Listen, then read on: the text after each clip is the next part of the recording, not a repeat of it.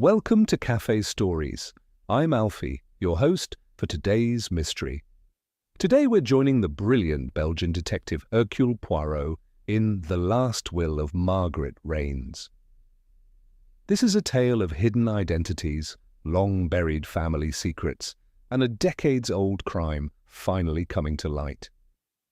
Before we begin, I would love to know where in the world you are tuning in from today. Let me know in the comments.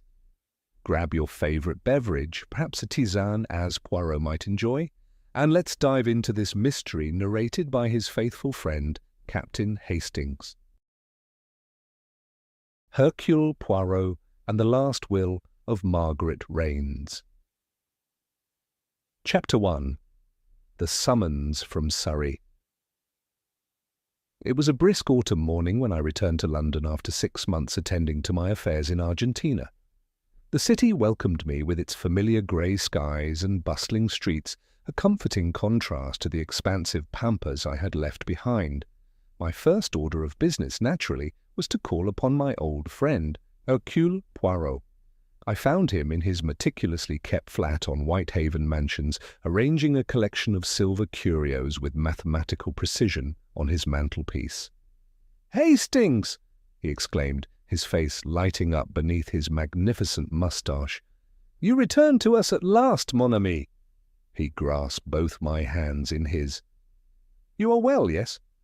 "Quite well, Poirot," I replied, settling into the chair he indicated, positioned, as always, at a perfect right angle to the fireplace.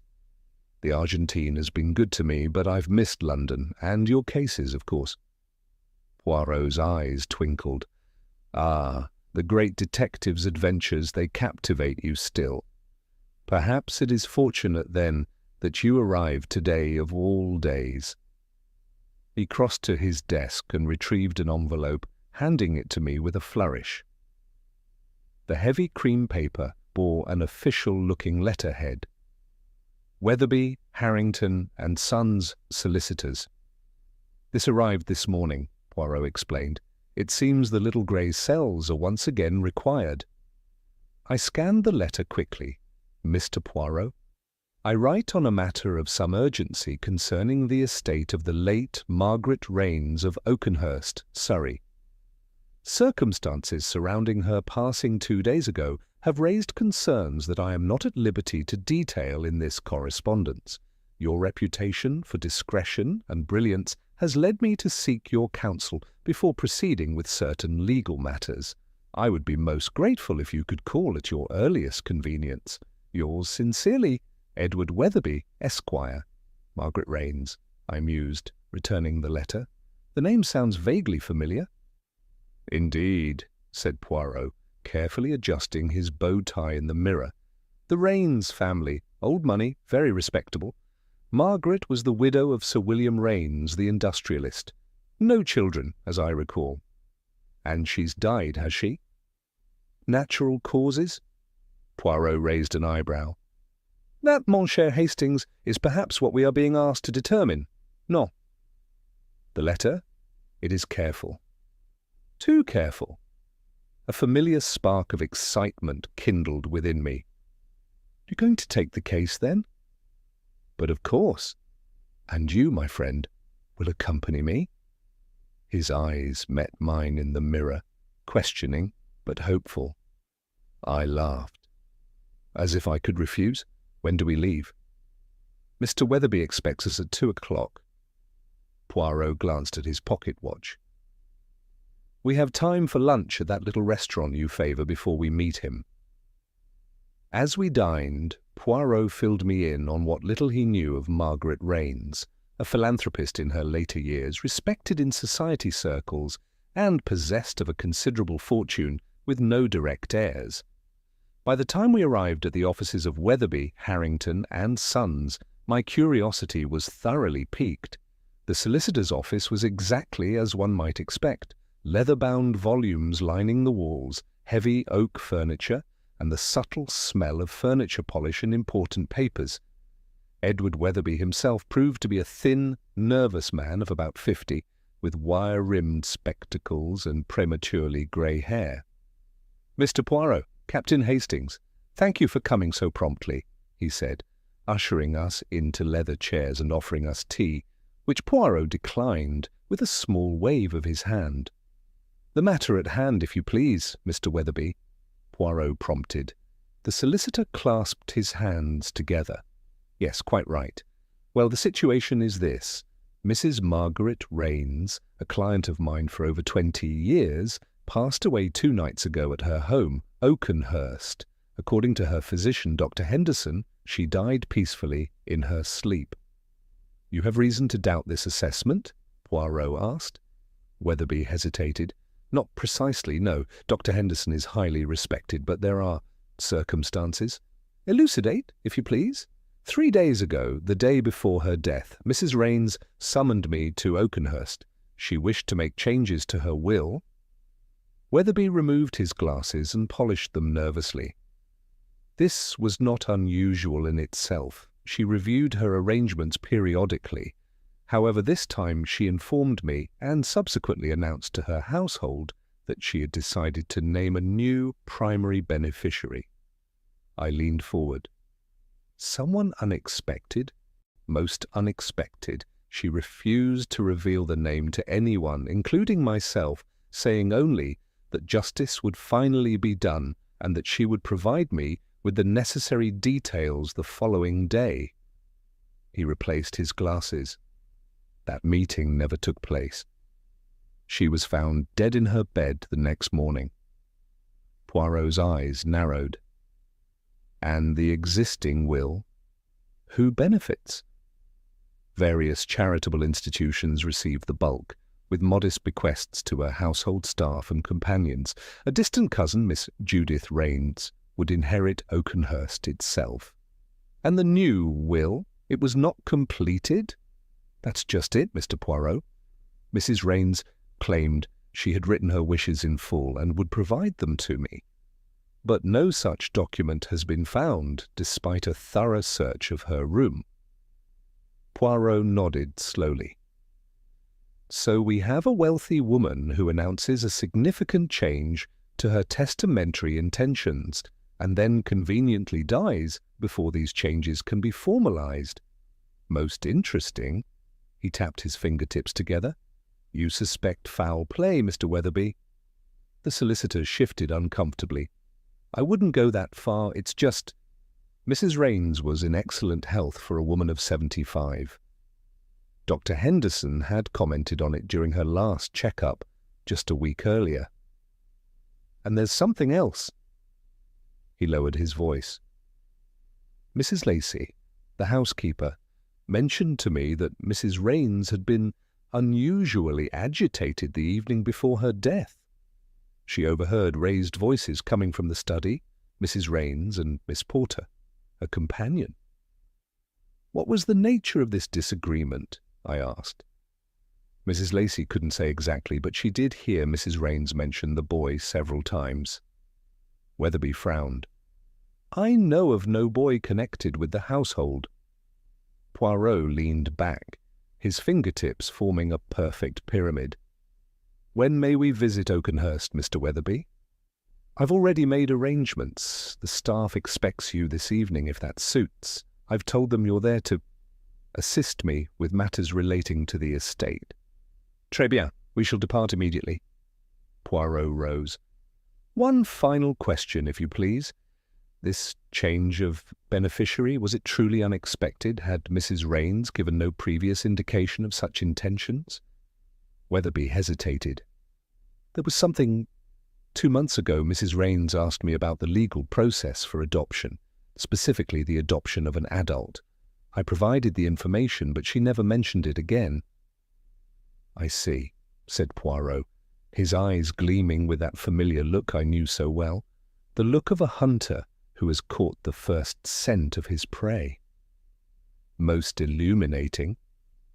As our taxi carried us toward the train station, I contemplated the curious circumstances unfolding before us. A wealthy widow, a mysterious new heir, sudden death, and a missing will. It had all the elements of the complex puzzles Poirot so loved to unravel. "What do you make of it, Poirot?" I asked, As our taxi navigated through London's crowded streets, he adjusted his hat meticulously. It is too soon for theories, mon ami, but already I observe the interesting fact. Someone did not wish the new will to be executed. The identity of this someone and whether they were prepared to commit murder to prevent it, that is what we must discover. I gazed out at the passing scenery as we left London behind, the grey buildings giving way to the green countryside of Surrey. Ahead lay Oakenhurst and its secrets, waiting to be unravelled by the little grey cells of my remarkable friend. Chapter 2. Shadows at Oakenhurst. Oakenhurst revealed itself gradually as our taxi wound up the long gravel drive. The late afternoon sun cast long shadows across the manicured lawns, giving the manor house an air of melancholy splendour. Built in the Queen Anne style, the red brick facade was softened by climbing ivy that had worked its way up to the second-floor windows. It was precisely the sort of grand English country home that had seen generations of family drama unfold beneath its roof. "Most impressive, is it not, Hastings?" remarked Poirot as we approached. "Such houses, they are like living creatures with their own secrets." "It certainly looks like the sort of place that would have secrets," I agreed, noting the way the setting sun reflected off the numerous windows like watchful eyes. A solemn-faced butler received us at the door. "Mr. Poirot and Captain Hastings, I presume? Mr. Weatherby telephoned to inform us of your arrival. I am Perkins, the butler. Please, follow me." He led us through a high-ceilinged entrance hall adorned with hunting trophies and family portraits into a drawing-room where a small group awaited us. The atmosphere was tense, like a theatre before the curtain rises. "Allow me to present our guests," Perkins intoned, "Mr. Hercule Poirot and Captain Hastings." A tall, distinguished gentleman with a military bearing was the first to step forward. "Colonel Robert Burrows," he introduced himself with a curt nod. "Old friend of the family. Served with Sir William in the Boer War. Dreadful business, all this." "Miss Judith Raines," announced a woman of perhaps 40 years, dressed in an expensive but understated black dress. I recognized in her strong jaw and patrician nose a resemblance to the Raines family portraits in the hall. "Margaret's second cousin once removed. I've been staying here since receiving news of her passing." The next introduction came from a small, bird-like woman with sharp features and anxious eyes. "Evelyn Porter," she said quietly. "I was Mrs. Raines's companion for 23 years. Something in her manner struck me as particularly nervous, even allowing for the circumstances. "Dr. James Henderson," said a stout, grey-haired man with a reassuring bedside manner. "I was Margaret's physician for the last decade of her life. A remarkable woman." "Mrs. Lacey, the housekeeper," Perkins concluded, indicating a matronly woman hovering near the doorway, who bobbed a small curtsy. Poirot bowed slightly to the assembly. "It is a pleasure to make your acquaintance, though I regret the circumstances naturellement. Mr. Weatherby has asked me to assist with certain matters concerning Mrs. Raines's estate." "Quite unnecessary, if you ask me," Colonel Burrows harumphed. "Margaret's affairs were always in perfect order. Don't see what a detective has to do with it." "You are well informed as to my profession, Colonel," Poirot observed mildly. "Everyone knows who you are, Mr. Poirot," said Miss Raines with a thin smile. "Though I must say I share the Colonel's confusion about why you're here." "Perhaps," Dr. Henderson suggested, "Mr. Weatherby wishes to ensure that everything is handled with the utmost propriety, given the unusual circumstances preceding Margaret's death." Miss Porter's hand trembled slightly as she set down her teacup. "You refer to Margaret's announcement about changing her will?" "Indeed," said Poirot. "I understand this came as something of a surprise to the household." "That's putting it mildly," Colonel Burrows said with a short laugh.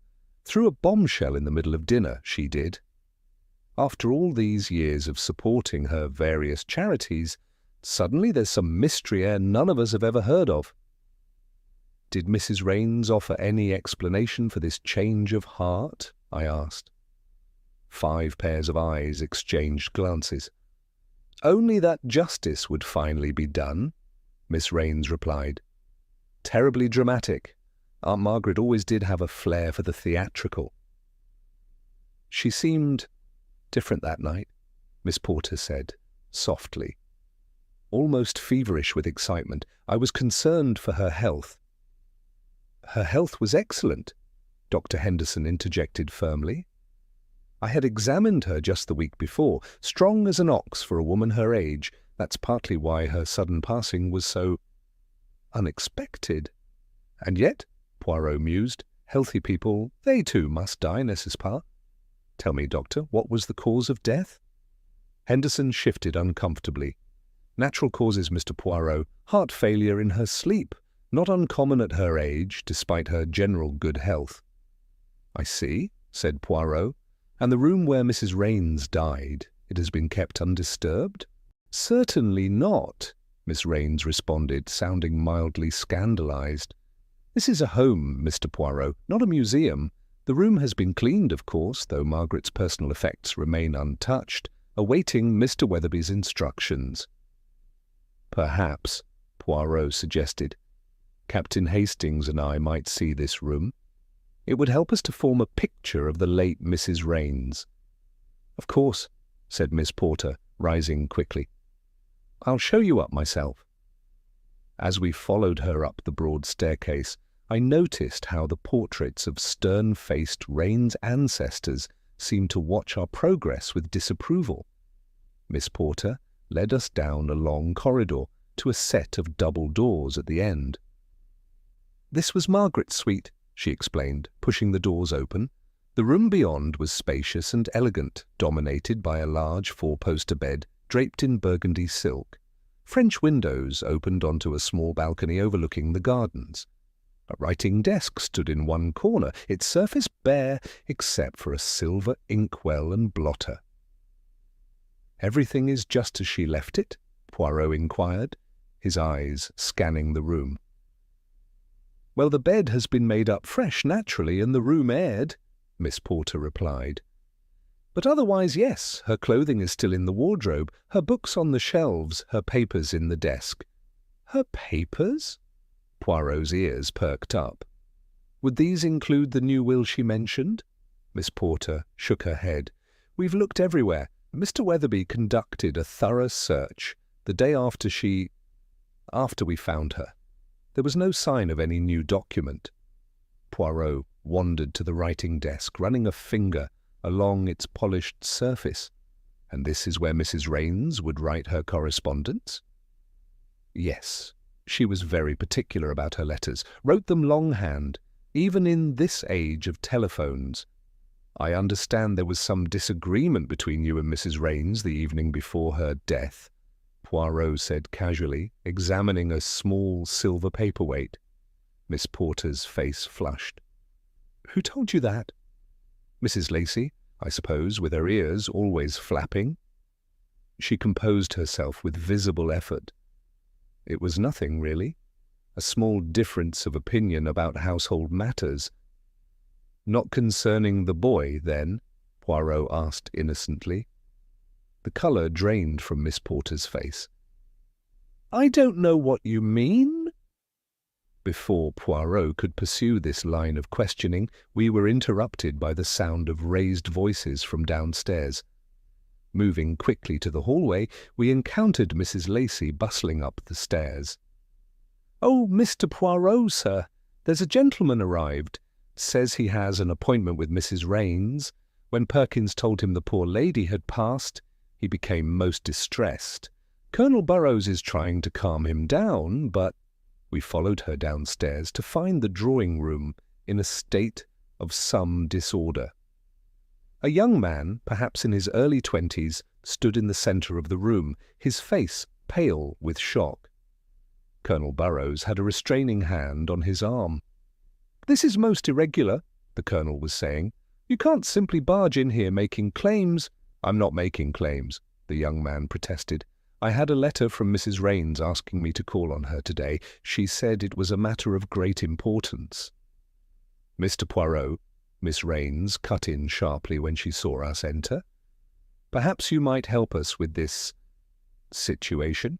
This young man claims to have had correspondence with my cousin, yet none of us have ever heard of him."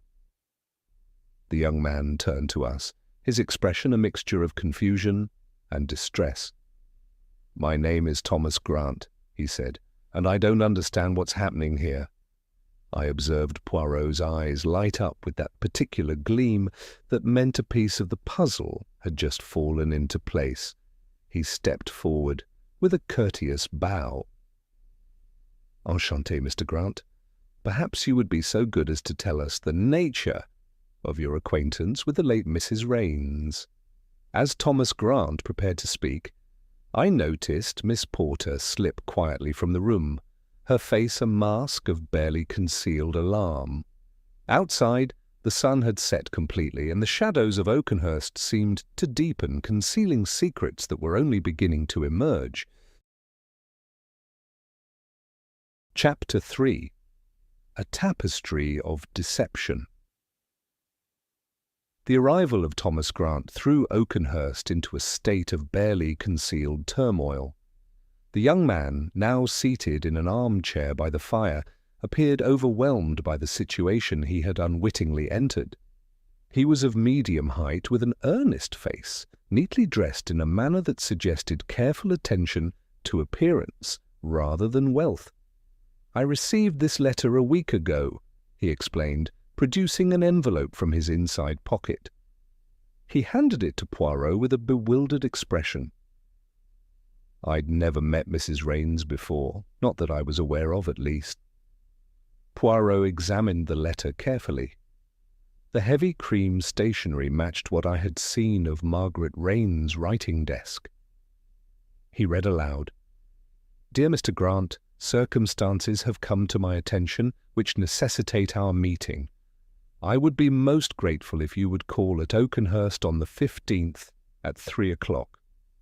The matter concerns your future and is, I assure you, of the utmost importance to us both. Yours sincerely, Margaret Raines." "Most interesting," Poirot murmured, returning the letter to Grant.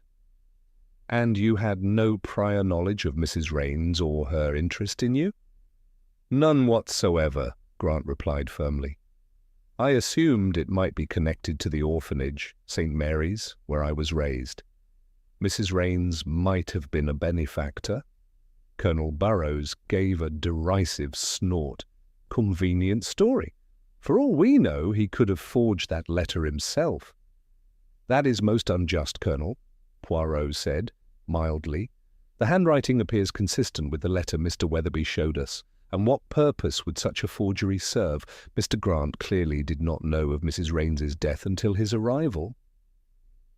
"Well, I find the timing suspicious," Miss Raines interjected coldly. "My cousin announces a change to her will, then dies before it can be formalized, and suddenly this young man appears claiming to have been summoned by her." Thomas Grant flushed. "I'm not claiming anything beyond what I've told you. I received a letter. I came as requested. I had no idea Mrs. Raines had died, nor that there was any question of a will." Dr. Henderson, who had been quietly observing the exchange, cleared his throat. "Perhaps we're getting ahead of ourselves. The young man appears to be telling the truth as he knows it. The more pressing question is why Margaret would have summoned him." All eyes turned to Poirot, who had been surveying the room with his characteristic, meticulous attention. "Précisément," he agreed. "And to answer this, we must begin at the beginning. Mr. Grant, if you would be so good as to tell us something of your background." Thomas Grant shifted uncomfortably. "There's not much to tell. I was left at St. Mary's orphanage as an infant. No one knew who my parents were. I grew up there, received a decent education, thanks to some anonymous benefactors, and now work as a clerk at Barrington's publishing house in London." "Anonymous benefactors," Colonel Burrows repeated sceptically. "How convenient." "It's quite common for orphanages to have such arrangements," Dr. Henderson noted. "Many people prefer to give charitably without public recognition." Poirot's eyes narrowed slightly. "Mr. Grant, did you serve in the war?" "Yes, sir. Royal Fusiliers." "I was wounded at Passchendaele and spent 6 months in a hospital in France before being sent home in 18. A flash of something, recognition perhaps, crossed Colonel Burrows's face, but it was quickly suppressed. "We shall need to verify all this, of course," Poirot continued smoothly. "In the meantime, perhaps it would be best if Mr. Grant remained at Oakenhurst. The hour grows late, and there is much still to discuss." Miss Raines frowned. "I hardly think—" "I must insist," Poirot said firmly. "If Mr. Grant is indeed the person Mrs. Raines intended to name in her new will, his presence here is most pertinent." "Of course he must stay," agreed Dr. Henderson. "Whatever Margaret's intentions, the young man deserves answers as much as any of us." Miss Porter, who had slipped back into the room during the conversation, spoke up unexpectedly. "The blue room in the East Wing is prepared. I'll show Mr. Grant up myself." As they left, Poirot turned to the remaining company. "Now, if you please, I should like to speak with each of you individually. Dr. Henderson, perhaps you would be so kind as to begin?" The others dispersed, leaving us alone with the doctor, who settled back in his chair with a resigned expression. "I suppose you want to know more about Margaret's health," he began. "If you would be so good," Poirot replied. Dr. Henderson sighed. "As I said earlier, she was in remarkable condition for her age. Heart, lungs, digestion, all functioning splendidly. She took a daily constitutional around the grounds, regardless of weather, mentally sharp as a tack." "And yet she died of heart failure?" I interjected. The doctor shifted uncomfortably. "That was my initial assessment, yes. The symptoms were consistent. She appeared to have died peacefully in her sleep. But I confess, given the circumstances, I've had doubts." Poirot leaned forward. "What kind of doubts, Doctor?" "Nothing concrete, just a feeling. I've seen many natural deaths in my career, and this one troubled me. There was a certain blueness to her lips and fingertips that seemed excessive, even allowing for post-mortem lividity." "Did you consider the possibility of poison?" Poirot asked bluntly. Henderson looked shocked. "Poison? Good heavens, no. I suppose it's possible, but what reason would I have had to suspect such a thing at the time?" "None, perhaps," Poirot conceded. "But now, with the questions surrounding the will—" "You're suggesting murder," the doctor said flatly. "It's a serious accusation, Mr. Poirot."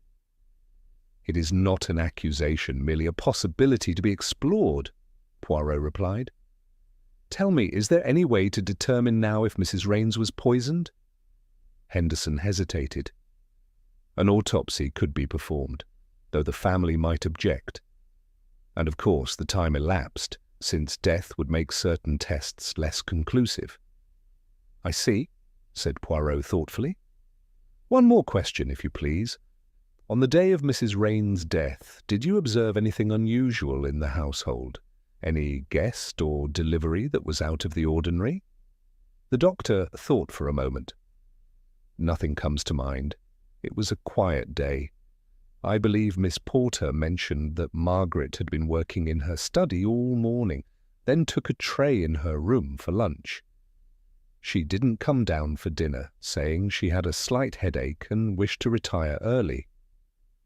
"And who took this tray to her room?" "I couldn't say. One of the maids, I suppose, or perhaps Mrs. Lacey." "Thank you, Doctor," Poirot said. "You have been most helpful." After Dr. Henderson left, I turned to Poirot. What do you make of it all? It is too soon to form theories, Hastings, but already I observe that this house holds many secrets. He tapped his fingers against his chin. I think tomorrow we must examine Mrs. Raines's study more thoroughly. If there was a new will, it must be somewhere. And what about this Thomas Grant? Do you believe his story? For the moment, yes. His surprise appeared genuine. But there is more to his connection with Mrs. Raines than he knows. Of that I am certain. Our conversation was interrupted by the return of Miss Porter, who paused in the doorway. "Mr. Grant is settled in the blue room," she announced. "Dinner will be served in half an hour, if that suits." "Perfectly," said Poirot. "But before that, Miss Porter, I should like a word with you in private." The woman's composure faltered momentarily. "Of course," she replied, her fingers nervously adjusting the brooch at her collar. "Shall we use the morning room? It's more private." As we followed her through the house, I observed her rigid posture and the slight tremor in her hands. Whatever Miss Porter knew about Margaret Raines and Thomas Grant, it clearly disturbed her greatly, and I had no doubt that Poirot had every intention of uncovering her secret before the night was through. Chapter 4. The Correspondence Conundrum. The morning room at Oakenhurst proved to be a small but elegant chamber, with French windows overlooking a rose garden that would have been quite splendid in the proper season. Now, in late autumn, it presented a rather melancholy aspect, with bare stems awaiting the pruning shears.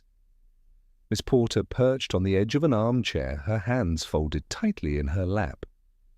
There was something bird-like about her, not merely her slight frame, but the quick, nervous movements of her head as she glanced between Poirot and myself.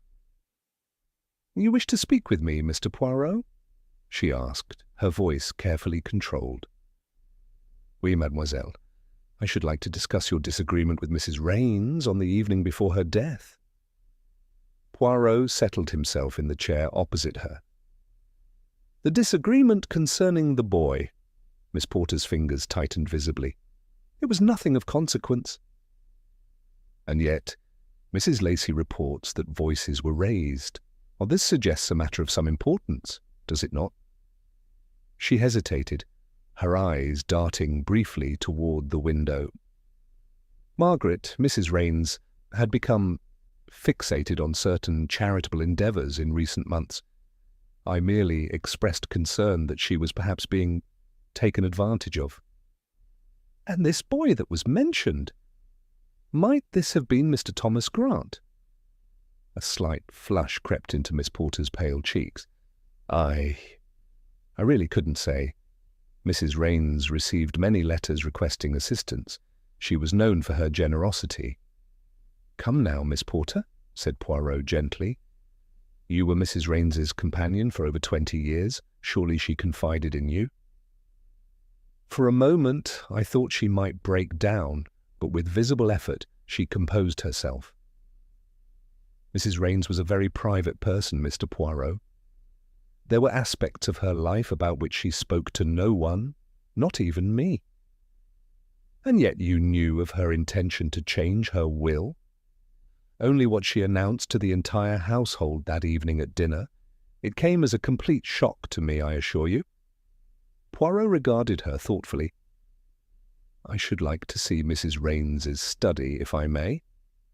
Miss Porter seemed relieved at the change of subject. "Of course, if you'll follow me." Margaret Raines's study was situated in the east wing, a handsomely appointed room lined with bookshelves and dominated by a large mahogany desk positioned before windows that would catch the morning sun. The desk was meticulously organized, with writing implements arranged with military precision and several stacks of correspondence placed in neat piles. "Madame was most orderly, I see," observed Poirot, with evident approval. "Oh, yes," Miss Porter replied. "She was most particular about her belongings. Everything had its place." Poirot began to circle the room slowly, his eyes taking in every detail. "And these papers haven't been disturbed since her death?" "Only by Mr. Weatherby, when he was searching for the new will. He was most careful to replace everything exactly as he found it." Poirot nodded, approaching the desk. "With your permission," he murmured, beginning to examine the papers with delicate precision.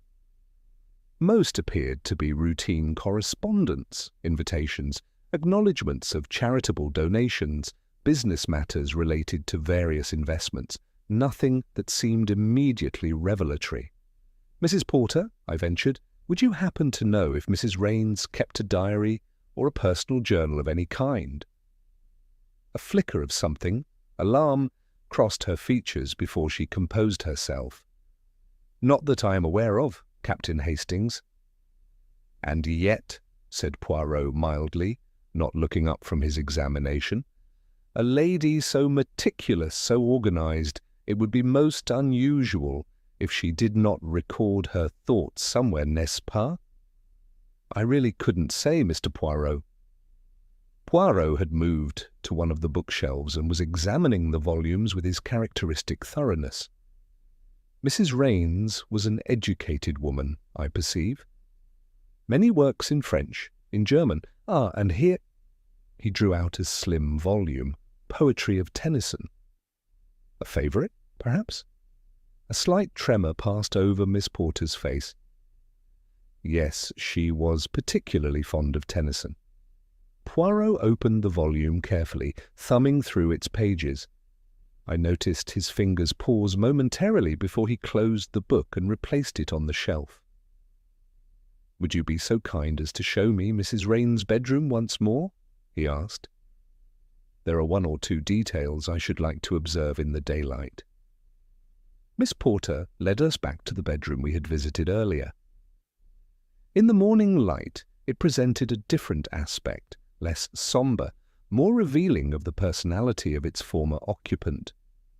Like the study, it was meticulously arranged, with a small writing desk positioned near the window. Poirot moved directly to the bedside table, where a small collection of books was arranged. Mrs. Raines enjoyed reading before retiring for the night? Yes, it was her custom to read for an hour before sleep. Poirot examined the volumes carefully, then moved methodically around the room, his eyes missing nothing. He paused before a small rosewood box on the dressing table. "This is a jewellery case, yes?" "Mrs. Raines kept her everyday pieces there. Her valuable jewellery is in the safe downstairs." "And did she possess many valuable pieces?" Miss Porter's hands twisted together. "Several, including a rather remarkable ruby necklace that had belonged to Sir William's mother. It was something of a family heirloom." "I should like to see this safe, if I may." Miss Porter led us to a small anteroom adjoining the library, where a substantial wall safe was concealed behind a landscape painting. "Do you know the combination, mademoiselle?" Poirot inquired. "No, only Mr. Weatherby has that. Mrs. Raines was most particular about her valuables." "Then we shall consult with Mr. Weatherby when he returns," Poirot said, turning away from the safe. "Now perhaps we might speak with Colonel Burrows." We found the Colonel in the billiards room, idly practising shots with a studied casualness that did not quite conceal his agitation. "Ah, Monsieur Poirot," he said, straightening up as we entered. "Come to interrogate me, have you?" "Merely to converse, Colonel," Poirot replied smoothly. "Miss Porter, you need not remain." She hesitated briefly, then nodded and withdrew, closing the door behind her. "Now then, Colonel," Poirot began, once we were alone, "perhaps you would be so good as to tell me of your relationship with the late Mrs. Raines."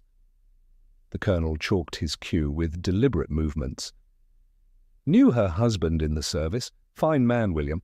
After he passed, I made it a point to look in on Margaret from time to time. Duty to an old comrade, you understand." "Most commendable," murmured Poirot. "And you were present when Mrs. Raines announced her intention to change her will?" The Colonel's expression darkened. "I was. Damned odd business, if you ask me. Margaret was always most proper about her affairs. To suddenly announce she was changing everything in favour of some unknown heir, most unlike her." "Did she provide any explanation for this decision?" "None whatsoever. Simply announced at dinner that she had made a discovery that necessitated changes to her will. Said she'd be meeting with Weatherby the next day to formalise matters. He lined up a shot and executed it with unnecessary force. Then she was dead. Damnedest coincidence." "You do not believe it was a coincidence, Colonel?" Poirot inquired mildly. The Colonel's eyes narrowed. "I didn't say that." He hesitated. "Look here, Poirot, I'm a straightforward man. I don't deal in insinuations. If you're suggesting foul play—" "I suggest nothing, Colonel. I merely observe and inquire." Poirot's tone was mild, but his eyes were sharp. "Tell me, what is your opinion of Mr. Thomas Grant?" "Never set eyes on the fellow before today," the Colonel replied brusquely. "Can't imagine what connection he might have had to Margaret. And yet his arrival seems most fortuitous, does it not? A young man appears, claiming to have been summoned by Mrs. Raines shortly after she announces her intention to change her will." The Colonel's grip tightened on his cue. "If you're suggesting the boy had something to do with Margaret's death—" "I suggest nothing, Colonel," Poirot interrupted smoothly. "I merely collect the facts. Tell me, were you aware that Mrs. Raines had been making inquiries about adoption procedures?" For a moment the Colonel appeared genuinely startled. "Adoption? At her age? Preposterous. Perhaps not for herself," Poirot suggested. "Perhaps for someone else." The Colonel's brow furrowed. "What are you driving at, Poirot?" But Poirot merely smiled enigmatically. "I understand that Miss Judith Raines is a distant cousin of the deceased?" "Second cousin once removed, or some such thing," the Colonel replied, visibly relieved at the change of subject. "Never had much to do with the family until recently. Showed up about 6 months ago saying she wanted to reconnect with her roots. Margaret was always one for family ties. Took the girl in immediately." "And what is your impression of Miss Raines?" The Colonel hesitated. "Seems decent enough. Quiet sort. Keeps to herself mostly." He paused. "Though between ourselves I've wondered if she might not have had expectations regarding Margaret's estate. Can't have been pleased by that announcement at dinner." Poirot nodded thoughtfully. "I should like to speak with her next, if you would be so kind as to direct me." "Try the conservatory," the Colonel suggested. "She spends a good deal of time among the plants." We thanked him and took our leave. As we made our way through the house, I could contain my curiosity no longer. "What was it you noticed in Mrs. Raines' copy of Tennyson, Poirot?" I asked in a low voice. A small smile played about his lips. "Ah, mon ami, you do not miss everything after all. It was most interesting. Several pages showed signs of being read frequently, and in one particular poem certain lines were underlined." "Which poem?" "Enoch-Arden," replied Poirot. "Most significant, I think. The tale of a man presumed dead who returns to find his wife remarried. And now, Hastings, let us see what Miss Judith Raines can tell us about her late cousin's intentions." As we approached the conservatory, the glass-panelled doors were suddenly flung open, and Mrs. Lacey emerged in evident distress. "Oh, Mr. Poirot!" she exclaimed, her hand flying to her throat. "You must come quickly. Miss Porter, in the garden. I fear something terrible has happened." Without waiting for a reply, she turned and hurried back the way she had come. Poirot and I exchanged a glance before hastening after her through the conservatory and out into the garden beyond. Chapter 5. Benevolence Unveiled. We hurried through the conservatory and out into the garden, following Mrs. Lacey's rapid steps. The garden, once immaculately maintained, now bore the melancholy aspect of late autumn, beds cleared for winter, roses cut back, and a scattering of fallen leaves that had escaped the gardener's rake. Mrs. Lacey led us to a small ornamental pond surrounded by stone benches. There, slumped on one of the benches, was Miss Porter. Her face was ashen, her breathing shallow, and beside her lay a small silver teacup, tipped on its side with a few drops of liquid still visible on its rim.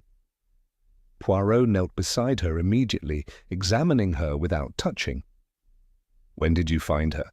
he asked sharply. "Just minutes ago," Mrs. Lacey replied, wringing her hands. "I came to ask if she'd like tea in the conservatory, and found her like this. I've sent Perkins for Dr. Henderson." "Très bien. Hastings, remain with Miss Porter. Do not move her or touch anything. Mrs. Lacey, kindly return to the house and ensure that everyone remains in the drawing-room until I join you." As they departed in opposite directions, I kept watch over the unconscious woman. Her breathing seemed laboured, and an alarming bluish tinge coloured her lips, the same symptom Dr. Henderson had noted about Margaret Raines. Within minutes, Poirot returned with Dr. Henderson, who immediately began examining Miss Porter. "Pulse rapid and thready," he muttered, opening her eyelid to check her pupils. "Respiration shallow, similar symptoms to—" He caught himself, glancing meaningfully at Poirot. "To Mrs. Raines," Poirot finished for him. "Hastings, please assist the doctor in getting Miss Porter to her room. I shall examine the scene more closely." As we carefully lifted Miss Porter, Poirot knelt by the bench, producing a small magnifying glass from his pocket. With meticulous care, he examined the teacup, then the ground around the bench. I noticed him collect something tiny between his finger and thumb, placing it in his handkerchief before folding it carefully away. Once Miss Porter had been settled in her room with Dr. Henderson attending to her, Poirot and I made our way to the drawing-room where the household had assembled. An atmosphere of tense expectation greeted our entrance. "What's happened to Miss Porter?" demanded Colonel Burrows. "Mrs. Lacey says she's been taken ill." "Most seriously ill," Poirot confirmed gravely. "Dr. Henderson is with her now." "Will she recover?" Judith Raines asked, her voice betraying more curiosity than concern. "That remains to be seen, mademoiselle," Poirot replied. "Tell me, who was the last person to see Miss Porter before she was found in the garden?" The group exchanged glances. "I believe I was," said Thomas Grant unexpectedly. "I encountered her in the corridor after speaking with Mr. Weatherby, who arrived about an hour ago. She mentioned wanting fresh air and was heading toward the conservatory."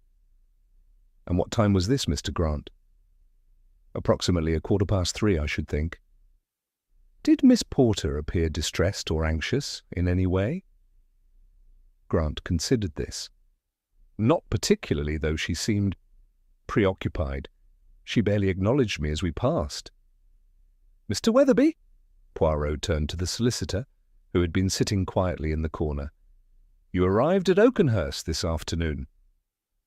"Yes, around 2:00, Weatherby confirmed. "I had some estate matters to discuss and brought the documents I mentioned, the ones regarding Mrs. Raines' inquiries about adoption procedures." "And did you speak with Miss Porter?" "Briefly, in passing. She directed me to the library where I could work undisturbed." Poirot nodded thoughtfully. "Ladies and gentlemen, it appears that Miss Porter has been poisoned." A collective gasp rippled through the room. "Poisoned?" echoed Miss Raines. "But that would mean, Poirot continued firmly, that we are dealing not with one tragedy, but two. I believe Mrs. Raines's death was no accident of nature, but deliberate murder." The tension in the room was palpable. Colonel Burroughs's face had darkened with anger, while Mrs. Lacey pressed a handkerchief to her mouth in horror. Thomas Grant sat perfectly still, his expression unreadable. "I must ask each of you to remain at Oakenhurst," Poirot announced. "No one is to leave without my express permission. Hastings and I shall be departing shortly on a matter of investigation, but we shall return by evening." "This is preposterous," Colonel Burroughs protested. "You have no authority to restrict our movements, Poirot."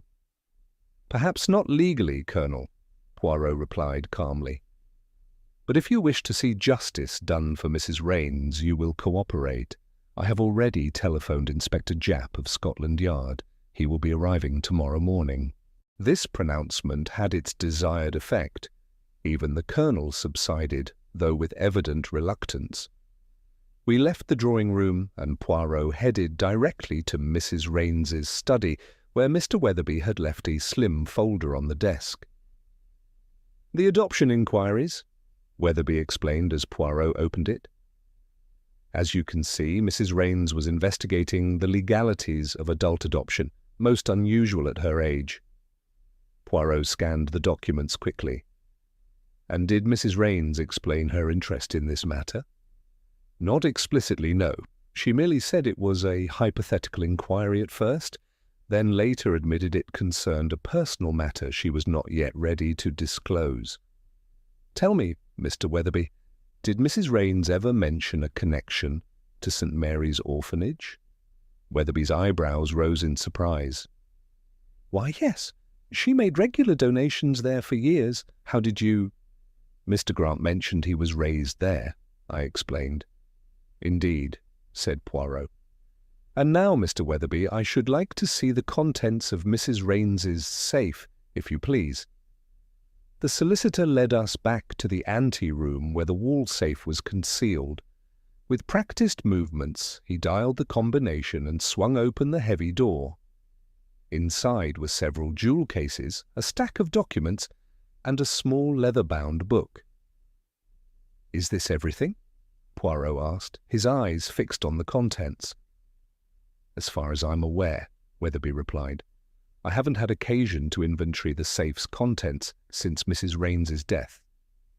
Poirot carefully removed the leather-bound book, which proved to be a personal diary. He leafed through it briefly, nodding to himself as if confirming a suspicion. "Mr. Weatherby, we must leave for London immediately. There is information we need to verify at St. Mary's Orphanage. I should be most grateful if you would keep this diary secure until our return." "Of course," the solicitor agreed, returning the diary to the safe and locking it. "But surely you can tell me what you suspect?" "All in good time," Poirot replied.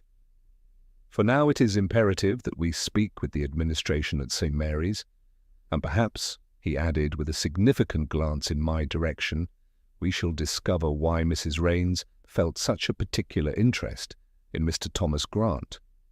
The drive to London was accomplished mostly in silence, with Poirot deep in thought. Only as we approached the city did he finally speak. "You observed the blueness of Miss Porter's lips, Hastings?" "Yes, quite similar to what Dr. Henderson described of Mrs. Raines." "Précisément. And you noted what I recovered from beside the bench." "I saw you pick up something, though I couldn't tell what it was." Poirot carefully unfolded his handkerchief, revealing a tiny glass vial with traces of white powder still clinging to its interior. "It would appear, mon ami, that someone at Oakenhurst has been dispensing a poison with rather specific symptoms. Now we must discover who and why Miss Porter was targeted." St. Mary's Orphanage was a solid Victorian institution in a respectable but modest neighbourhood of East London. The matron, a formidable woman named Mrs. Bridges, received us in her office with an air of cautious cooperation. "Thomas Grant?" she repeated when Poirot inquired. "Yes, of course I remember him. A good boy, quiet and studious. Left us at 18 to join the army just before the war." "And Mrs. Margaret Raines," Poirot continued. "She was a benefactor of your institution, I believe." "Indeed. One of our most generous supporters for over 20 years, Mrs. Bridges confirmed. Such a kind lady, taking a personal interest in our children. We were most distressed to learn of her passing. Did Mrs. Raines take a particular interest in Thomas Grant? Mrs. Bridges hesitated, glancing between us. I'm not at liberty to discuss the private arrangements of our benefactors, Mr. Poirot. Madame, Poirot said gravely, Mrs. Raines has been murdered, and I believe her death is connected to her interest in Mr. Grant. Your discretion, while admirable, may hamper justice. The matron paled visibly. Murdered? But the newspaper said. The newspaper was mistaken. Now, if you please, Mrs. Raines and Thomas Grant? Mrs. Bridges sighed heavily. Very well. Yes, Mrs. Raines took a special interest in Thomas from the time he was about 5 years old. She paid for extra tutoring, ensured he had proper clothes, books, everything a growing boy needs, but she was adamant that he never know the source of his good fortune. And did she ever explain why she took such an interest in this particular child? No, Mrs. Bridges replied, though I always suspected. She trailed off, shaking her head. Yes, Poirot prompted gently. Well, there was something familiar about the boy's features and the timing of his arrival here, but it was mere speculation on my part. When exactly did Thomas Grant arrive at St. Mary's? In the summer of 1896. He was left on our doorstep as an infant, with nothing but a blanket and a small silver medallion. Poirot's eyes gleamed with interest. This medallion, do you still have it? It would have been given to Thomas when he left us, Mrs. Bridges explained. It was his only link to his origins. As we departed St. Mary's, with a promise from Mrs. Bridges to search the records for any additional information, I could see that Poirot was deeply satisfied with what we had learned. The pieces begin to fit together, Hastings, he remarked, as our taxi carried us back toward the train station. Now we must find the missing will of Mrs. Raines.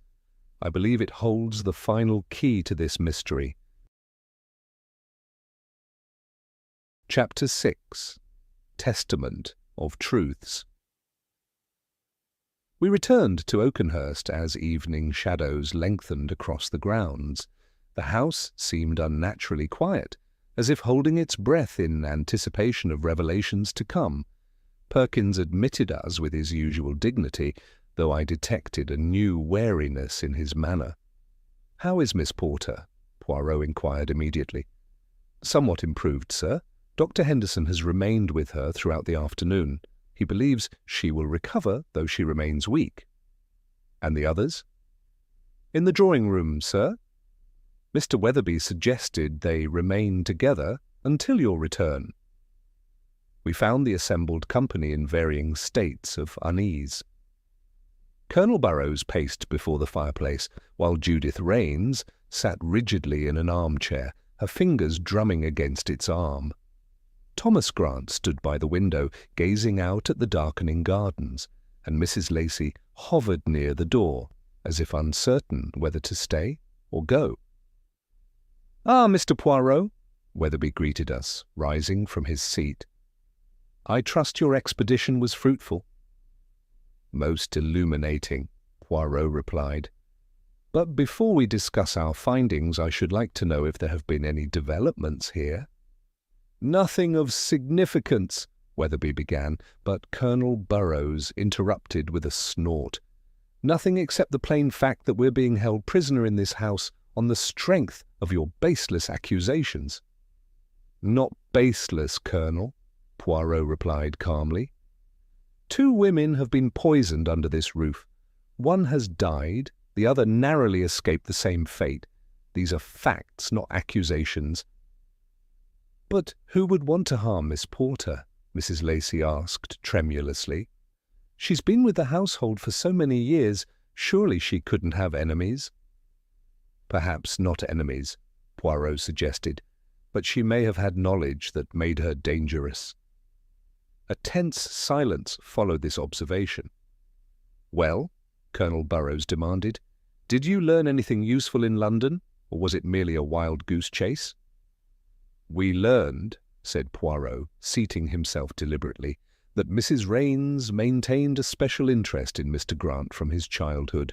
She provided for his education and comfort throughout his years at St. Mary's Orphanage, though she arranged that he should never know the source of these benefits." All eyes turned to Thomas Grant, who had gone quite pale. I had no idea," he stammered. "There were additional funds for some of us, books, better clothing, tutoring, but we were told they came from anonymous benefactors." "Why would Mrs. Raines take such an interest in me?" "I never met her before receiving that letter." "That," said Poirot, "is a question to which I believe we shall soon have an answer. Mr. Weatherby, might I trouble you to retrieve Mrs. Raines's diary from the safe?" As Weatherby left to comply, Judith Raines spoke up for the first time. "This is all very mysterious, Mr. Poirot.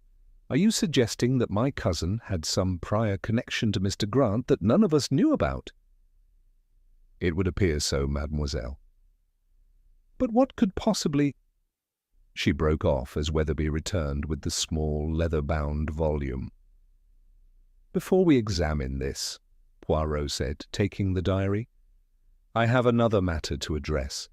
Mrs. Lacey, when last you served tea to Mrs. Raines, did you observe anything unusual about her cup or the tea itself?" The housekeeper looked startled. "No, sir. Nothing out of the ordinary. I prepared the tray myself, as always. Mrs. Raines was most particular about her afternoon tea." "And who had access to this tea before it was served?" "Well, I prepared it in the kitchen, then brought the tray up to Mrs. Raines' room myself. I suppose anyone might have entered the kitchen, but the tray was never out of my sight." "I see," murmured Poirot. "And today who prepared Miss Porter's tea?" Mrs. Lacey frowned. "I didn't prepare any tea for Miss Porter this afternoon. In fact, I was coming to ask if she wanted some when I found her by the pond." "Most interesting," said Poirot. "So Miss Porter obtained tea from another source, or perhaps it was brought to her by her would-be murderer." He turned his attention to the diary, opening it carefully. The room fell silent as he scanned several pages.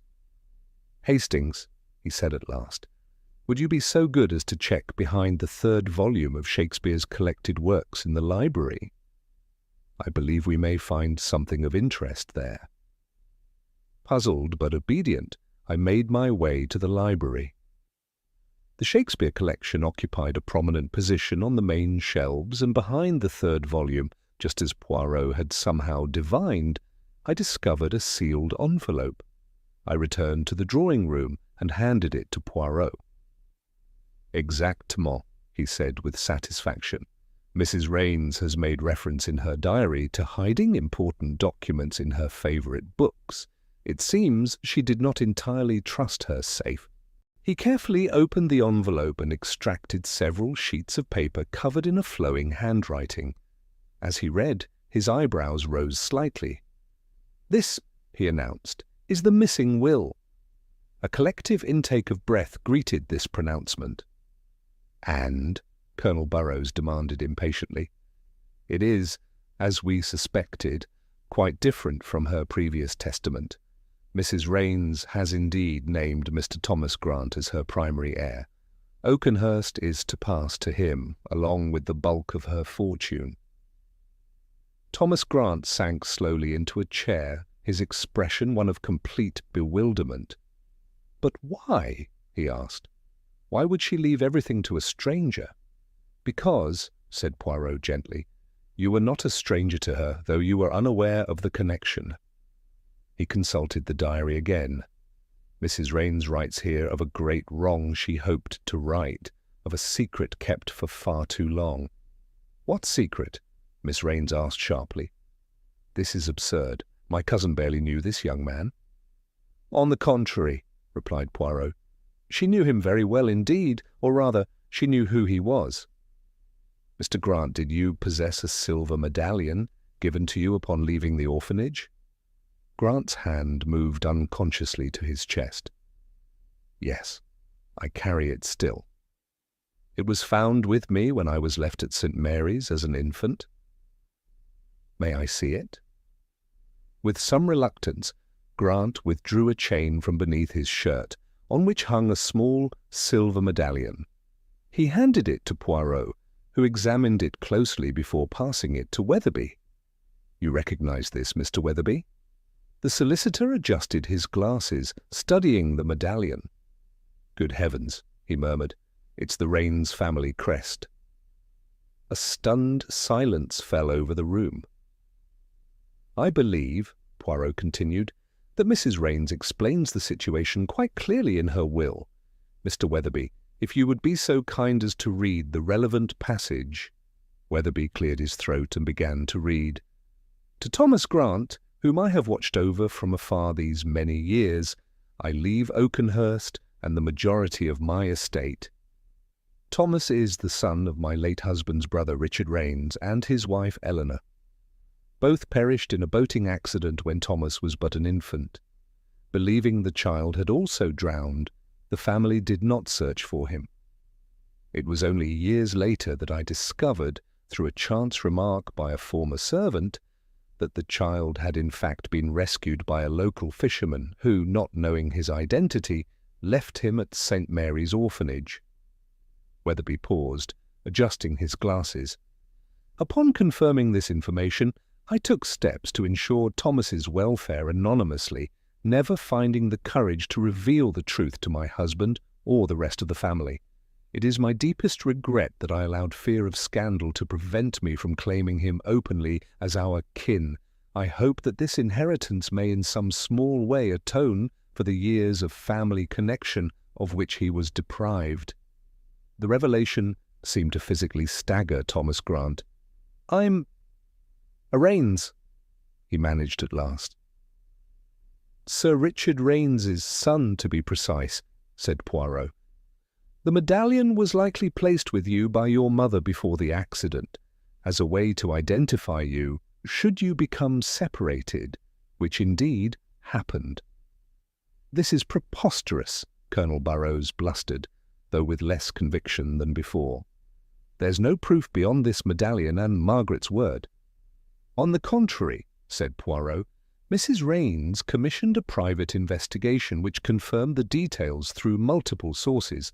The documentation is included with the will." Judith Raines had gone very still, her face an unreadable mask.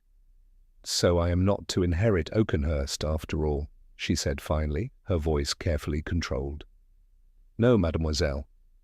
Though Mrs. Raines has left you a generous bequest, the house passes to Mr. Grant as the rightful heir." "I see." She rose smoothly. "If you'll excuse me, I find I need some fresh air." As she left the room, Poirot's eyes followed her thoughtfully. "Most interesting," he murmured. "And now, ladies and gentlemen, I suggest we adjourn for dinner. It has been a most eventful day, and tomorrow promises to be equally illuminating." As the others filed out, Poirot held me back with a light touch on my arm. "Observe carefully at dinner, mon ami," he said in a low voice. "I have set a trap, and I believe our murderer may well reveal themselves tonight." With that cryptic statement, he followed the others to the dining room, leaving me to wonder what final act in this drama was about to unfold beneath the rafters of Oakenhurst. Chapter 7. The Orchestrated Malady. Dinner that evening at Oakenhurst was a curious affair.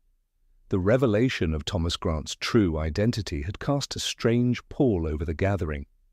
Grant himself appeared dazed, as if unable to fully comprehend his sudden transformation from orphan to heir. Colonel Burrows maintained a stony silence, breaking it only to request the salt or comment on the weather. Judith Raines had regained her composure but remained distant, her eyes occasionally darting to Grant with an expression I couldn't quite decipher. Mr. Weatherby made valiant attempts at conversation, while Mrs. Lacey, who had joined us at Poirot's insistence, seemed uncomfortable at finding herself elevated to the dining table rather than serving it. Dr. Henderson had come down briefly to report that Miss Porter was resting comfortably before joining us for the meal. Throughout the first 2 courses, Poirot remained unusually quiet, observing the company with his keen eyes while barely touching his food. It was not until the main course, a roast pheasant with seasonal vegetables, that he became more animated. "Tell me, Dr. Henderson," he said, carefully selecting a morsel of pheasant, "in your medical opinion, what type of poison was administered to Mrs. Raines and Miss Porter?" The doctor looked startled at being addressed so directly. "I couldn't say with absolute certainty without a proper toxicology report. But given the symptoms, the respiratory distress, the cyanosis, the rapid onset, I would suspect something in the cyanide family. Such poisons are not easily obtained, I believe," Poirot continued, reaching for his wine-glass. "Not by the general public, no, but anyone with access to certain photographic chemicals or specific horticultural compounds might acquire them." "How interesting," murmured Poirot, swirling the wine in his glass before taking a sip. "I understand that photography is among your hobbies, is it not, Colonel Burrows?" The Colonel's head snapped up. "What are you insinuating, Poirot?" "Merely making conversation, mon Colonel. One must explore all avenues in a murder investigation." "Well, yes, I do dabble in photography," Burrows admitted grudgingly. "But so do plenty of others. Miss Porter herself was quite the enthusiast in her younger days." "Indeed?" Poirot raised an eyebrow. "One would not have expected it of such a retiring lady." "Oh, she wasn't always so mousy," the Colonel replied. "Quite spirited in her youth, from what Margaret told me. Had ambitions of becoming a professional photographer before she took the companion position." Poirot nodded thoughtfully, then suddenly pressed a hand to his stomach with a grimace of pain. "Mr. Poirot?" Weatherby looked concerned. "Are you unwell?"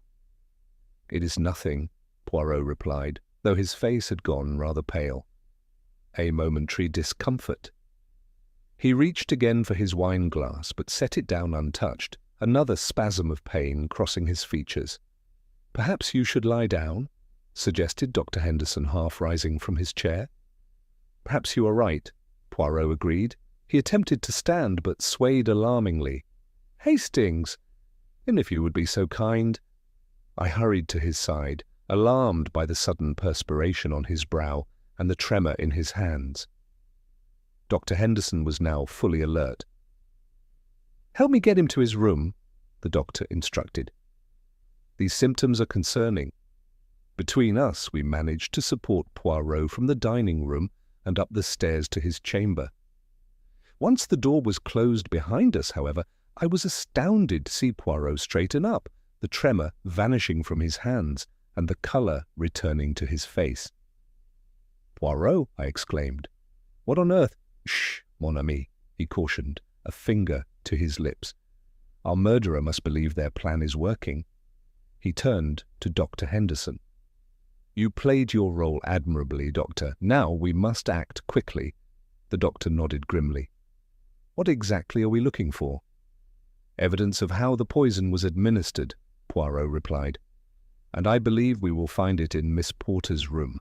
Hastings, remain here and make appropriate noises of distress should anyone approach. Doctor, come with me." Before I could protest, they had slipped out, leaving me alone in Poirot's room, feeling thoroughly foolish. Through the door, I could hear them moving quietly down the corridor toward Miss Porter's chambers. True to Poirot's prediction, within minutes there came a soft knock at the door. I hastily rumpled the bed and opened the door a crack to find Judith Raines standing outside, her face a mask of concern. "How is Mr. Poirot?" she inquired. "Dr. Henderson left in such a hurry." "Quite ill, I'm afraid," I replied, attempting to look worried. "The doctor believes it may be some form of food poisoning. He's gone to fetch some medication from his bag." "How dreadful," she murmured. "Is there anything I can do? Perhaps some tea might settle his stomach?" I recalled Poirot's warning about the tea at Oakenhurst and quickly declined. The doctor advised against anything by mouth for the moment, but thank you for your concern. After she had gone, I waited anxiously for Poirot's return. Nearly 20 minutes passed before he and Dr. Henderson reappeared, the latter carrying a small leather case. "Success, mon ami," Poirot announced in a low voice. "We have found what we sought." He gestured to the doctor's case. "The evidence that would trap our killer." "But what exactly—" I began, only to be interrupted by a commotion in the corridor outside. "Come quickly!" It was Mrs. Lacey's voice, high with alarm. "Miss Porter has disappeared from her room." We hurried out to find Mrs. Lacey wringing her hands in distress, while Weatherby and Colonel Burrows emerged from their rooms to investigate the disturbance. "I went to check on her, and the bed was empty," Mrs. Lacey explained. "She can't have gone far in her condition." "We must search the house immediately," Poirot declared, his pretense of illness entirely abandoned. "Hastings, you and Colonel Burrows take the ground floor. Mr. Weatherby and Dr. Henderson search this floor thoroughly. Mrs. Lacey, please check the servants' quarters. I shall examine the attic spaces." As the search parties dispersed, I found myself accompanying a grim-faced Colonel Burrows through the darkened lower floor of Oakenhurst. "Damned peculiar business," he muttered as we checked the drawing-room. "First Poirot falls ill, now Porter vanishes, almost as if—" He broke off abruptly. "As if what, Colonel?" I prompted. "Nothing, just thinking aloud." He strode ahead toward the library, his manner suddenly brusque. We had searched the main rooms without success, and were about to check the conservatory when we heard Poirot's voice calling urgently from the direction of the kitchen. We hurried toward the sound, finding Poirot standing at the open door to the cellar, a hurricane lamp in his hand. "Listen," he commanded. In the silence, we could hear faint sounds from below, a scraping, dragging noise, then a muffled thump. "She's down there," said Poirot, "but I think she's not alone. Hastings, your revolver?" I patted my pocket, relieved to feel the familiar shape of my service revolver, which I had taken to carrying since our arrival at Oakenhurst. "Good. Colonel, I suggest you remain here. This may become dangerous." Burrows bristled. "I am hardly an invalid, Poirot. I've faced worse than a cellar." "As you wish," Poirot conceded with a slight bow. "But stay behind us, if you please." The stone steps descended into darkness, broken only by the wavering light of Poirot's lamp. The cellar was extensive, divided into several chambers used for storage. The sounds grew louder as we approached the wine-room, a separate chamber where Sir William Raines had maintained his considerable collection. Poirot paused at the entrance, raising the lamp higher. In its flickering light, we could make out a figure kneeling on the floor beside a prone form, Miss Porter, still in her nightclothes, apparently unconscious.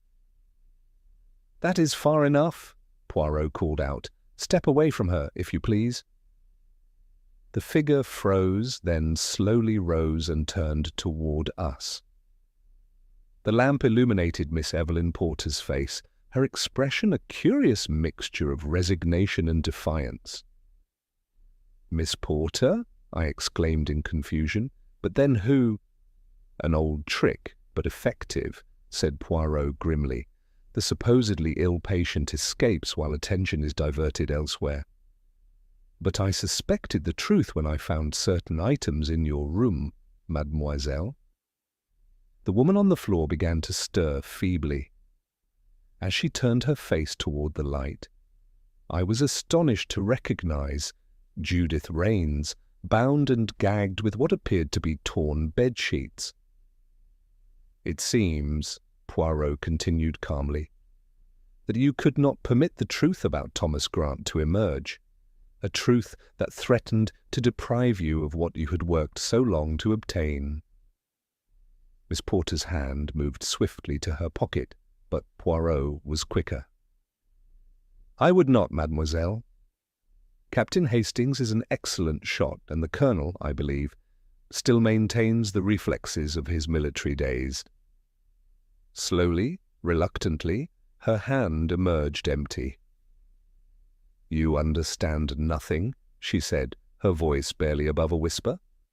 "On the contrary," replied Poirot, "I understand everything, including why Margaret Raines had to die before she could announce Thomas Grant as her heir, and why you attempted to silence Miss Raines when she began to suspect the truth. The woman who had presented herself as Margaret Raines' loyal companion for over 20 years stood motionless in the cellar's chill, illuminated by the wavering lamplight, as the full extent of her deception began to unravel before our eyes. Chapter 8. The Denouement at Dusk. The drawing-room at Oakenhurst had never seemed more oppressive than it did the following evening. Outside, the sun was setting, casting long shadows across the garden and bathing the room in amber light that did little to dispel the tension within. At Poirot's request, everyone had assembled: Colonel Burrows, Thomas Grant, Mr. Weatherby, Dr. Henderson, Mrs. Lacey, and a pale but recovered Judith Raines. Miss Porter sat apart from the others, her wrists bound, watched vigilantly by the local police inspector who had arrived that morning. Poirot stood before the fireplace, his diminutive figure somehow commanding the entire space. Following our dramatic confrontation in the cellar, Miss Porter had been taken into custody, but she had maintained a stubborn silence, refusing to explain her actions or motives. Now, it seemed, the time had come for Poirot to unravel the final threads of the mystery. "Ladies and gentlemen," he began, "we are gathered to hear the truth about the death of Mrs. Margaret Raines, a death that was neither natural nor peaceful, but the result of cold-blooded murder. The facts as we now know them are these: Mrs. Raines discovered that Thomas Grant was in fact the son of her late husband's brother, thought to have perished as an infant. Having supported him anonymously throughout his childhood, she resolved to acknowledge him publicly and make him her heir. Before she could execute her new will, however, she was poisoned, a fate that nearly befell Miss Judith Raines as well." Poirot turned to face Miss Porter directly. "The murderer, as we have established, is Miss Evelyn Porter, Mrs. Raines' trusted companion of 23 years. "But why?" Thomas Grant asked, his face troubled. "What possible motive could Miss Porter have had?" "A question most pertinent," Poirot nodded. "To understand the motive, we must look not forward to the inheritance, but backward to the past. Miss Porter, would you care to enlighten us yourself?" Miss Porter raised her head, her expression defiant. "You seem to have all the answers, Mr. Poirot. Why don't you tell them?" "Very well," Poirot agreed, beginning to pace slowly before the fireplace. "The story begins not 23 years ago when Miss Porter entered Mrs. Raines's service, but nearly 30 years ago with a boating accident that claimed the lives of Richard and Eleanor Raines. Or rather," he continued, his eyes fixed on Miss Porter, "an accident that was believed to have claimed 3 lives, those of the couple and their infant son. But as Mrs. Raines discovered recently, the child survived, rescued by a fisherman who left him at St. Mary's Orphanage. How Mrs. Raines made this discovery, we may never know with certainty. Perhaps a chance remark, as she suggested in her will, or perhaps her own investigations into the past. What matters is that she did discover it and resolved to make Thomas Grant her heir. But there was someone who could not allow this to happen, someone who had cultivated a position of trust for over 2 decades with one goal in mind: to eventually inherit Oakenhurst and the Raines' fortune. Poirot turned to face the assembled company. Miss Porter was not always Miss Porter. Before entering Mrs. Raines's service, she was known by another name, one that might have been recognized by those who knew the family history. "What are you suggesting?" Colonel Burrows demanded, his brow furrowed. "I am suggesting, Colonel, that Miss Porter is in fact Eliza Tennant, first cousin to Eleanor Raines, and once governess to the Raines household. A woman who disappeared shortly after the boating accident that claimed the lives of Richard and Eleanor Raines." A collective gasp went up from the assembled company. Miss Porter's face remained impassive, though a slight tremor in her hands betrayed her agitation. "This information was contained in Mrs. Raines's diary," Poirot continued. She had begun to suspect the truth about her companion's identity, but had not yet confronted her directly. The diary also revealed that Mrs. Raines believed the accident that killed Richard and Eleanor was no accident at all, but deliberate sabotage of their boat. "Good God," breathed Weatherby. "Are you suggesting—" "I am suggesting," Poirot said gravely, "that Miss Porter, or rather Miss Tennant, has been executing a plan 30 years in the making. First, to eliminate Richard and Eleanor Raines, believing their infant son had also perished, and that the path to the Raines fortune would eventually be clear. Then to ingratiate herself with Margaret Raines, becoming indispensable while waiting for her to die of natural causes.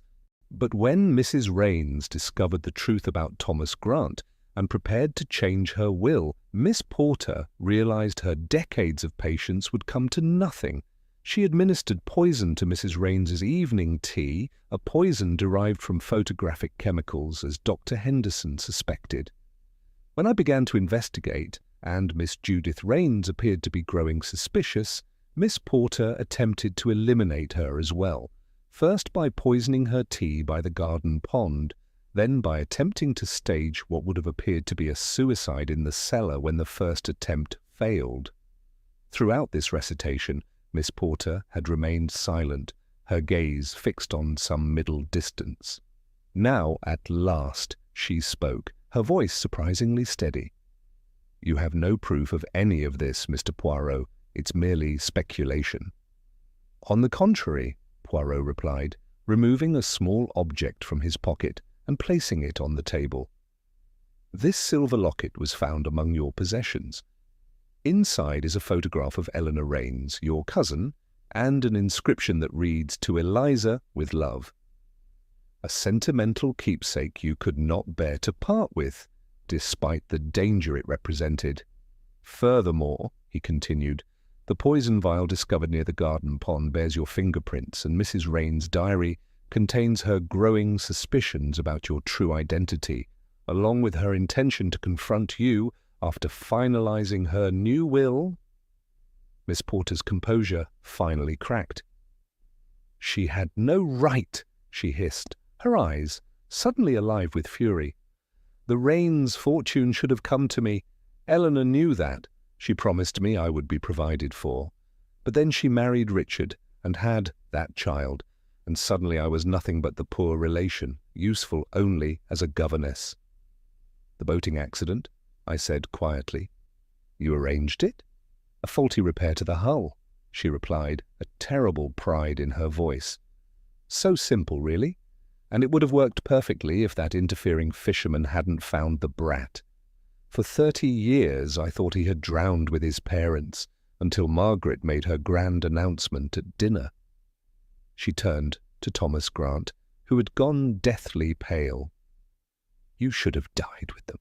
Everything would have been mine eventually. I earned it. 23 years of pandering to Margaret's every whim, listening to her endless reminiscences, managing her correspondence, arranging her precious charitable works." "And then you discovered her intentions regarding Mr. Grant," Poirot prompted. "She was giddy with excitement," Miss Porter said bitterly. "Couldn't wait to tell her precious nephew the truth. I tried to dissuade her, told her it would create a scandal, but she wouldn't listen. Always so righteous, so determined to do what she thought was right." So you poisoned her, Dr. Henderson stated flatly. It was merciful, Miss Porter replied. In her sleep, just as everyone believed.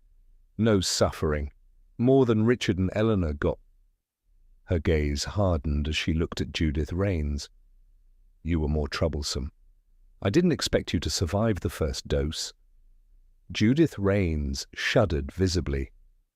I saw you that afternoon, she said. Leaving Mrs. Raines's study with papers in your hand, you looked guilty. That's when I began to suspect something wasn't right. A simple detail overlooked. Poirot nodded. The flaw in an otherwise perfect plan. And then when I began to investigate and discover the truth about Thomas Grant's identity, you realized you must act again. I still don't understand, Thomas Grant spoke up, his voice unsteady. How did you know to look for me at all, Mr. Poirot? How did Mrs. Raines discover I was alive after all these years? That, said Poirot, was perhaps the greatest irony of all. It was Miss Porter herself who unwittingly led Mrs. Raines to the truth. What do you mean? Grant asked. The medallion you wore, Poirot explained. Mrs. Raines caught a glimpse of it when you were featured in a newspaper article about war veterans last year. She recognized the Raines family crest and began to investigate the possibility that you might be her husband's nephew, believed drowned as an infant. She kept the newspaper, added Weatherby. I found it among her personal papers. Your name was mentioned in the caption, which gave her the starting point for her inquiries. And so, Poirot concluded, a chain of events was set in motion that would ultimately expose a 30-year-old crime and bring justice at last to the Raines family. Miss Porter's face had gone blank, the rage draining away to leave nothing but a hollow exhaustion. As the police inspector stepped forward to escort her from the room, she paused to look at Thomas Grant one last time. You have his eyes, she said flatly. Richard's eyes I should have known the moment I saw you. After she had been led away, a profound silence fell over the drawing room. It was Thomas Grant who finally broke it. What happens now? He asked, looking dazed. Now, said Mr. Weatherby, adjusting his spectacles, we proceed with executing Mrs. Raines's will. Oakenhurst is yours, Mr. Grant, along with the responsibilities and history that come with it. As twilight deepened outside the windows of Oakenhurst, I observed the varied expressions on the faces around me, Grant's bewilderment, Judith Raines' relief, the Colonel's grudging acceptance. A family saga 30 years in the making had reached its conclusion, and the great house had a new master. Later that evening, as Poirot and I prepared to depart for London, I found my friend standing at the window of his room, gazing out at the moonlit gardens. A most satisfactory conclusion, would you not agree, Hastings? He remarked.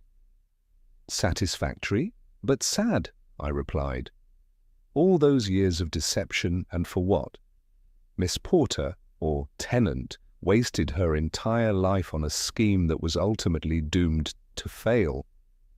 Ah, mon ami, that is often the way with great crimes. The criminal becomes so fixated on the goal that they cannot see the flaws in their own design. He turned from the window with a small sigh. Mrs. Raines, for all her failure to acknowledge young Grant earlier, sought in the end to make amends. There is a lesson in that, perhaps.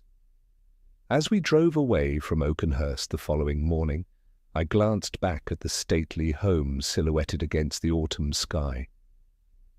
Thomas Grant stood on the steps, a solitary figure at the threshold of his unexpected inheritance. The last will of Margaret Raines had finally been executed, bringing justice to the dead and a new beginning to the living, all thanks to the little grey cells of my remarkable friend. Thanks for joining us for The Last Will of Margaret Raines. Were you able to piece together the connection between Thomas Grant and the Raines family before the will was discovered? If you enjoyed this adventure with Poirot and Hastings, don't forget to hit subscribe for more mysteries daily. Until next time, remember what Poirot often says. It's the little grey cells that matter, and the order and method in one's thinking that leads to the truth. This is Alfie, signing off from Café Stories.